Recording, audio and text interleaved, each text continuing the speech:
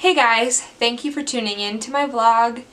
I know it's been a few weeks only because of Thanksgiving and the week after was a little bit busy, so I feel like I'm just now getting time to sit down in front of the camera. So yeah, I have a little bit to update you guys on, not a ton.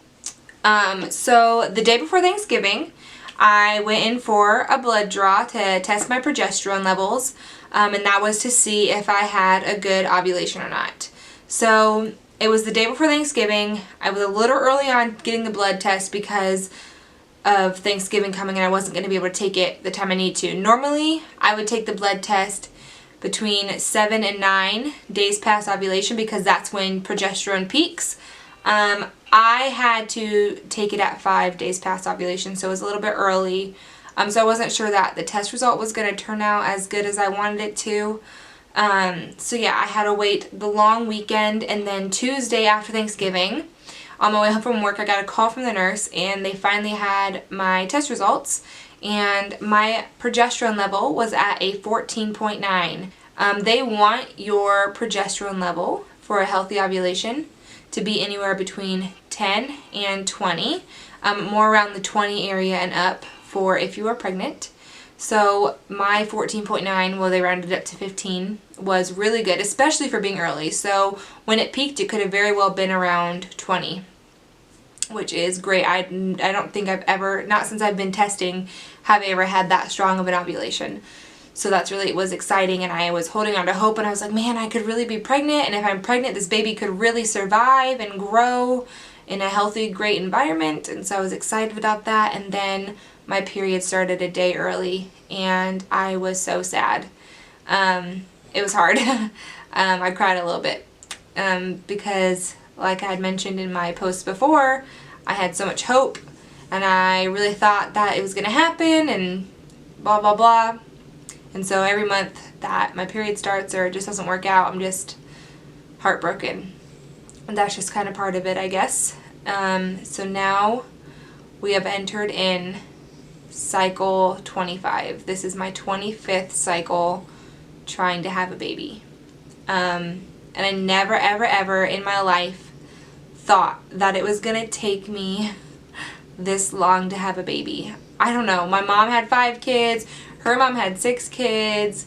And I just thought I was going to be so fertile. Not the case. And so this month, I would love to say that I was okay with it. But I feel like every month I lose a little bit of hope. So it's not easy. Yeah.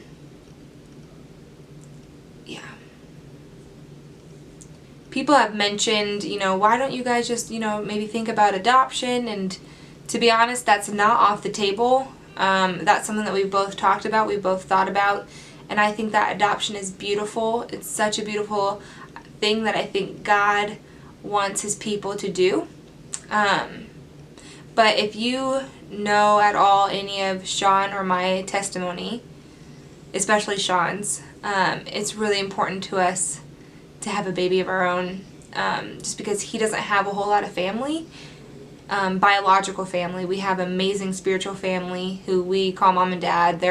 I don't care what anybody says, they're his parents and they're my in-laws, but he doesn't really have much biological family left, and the family that he did have growing up just wasn't great.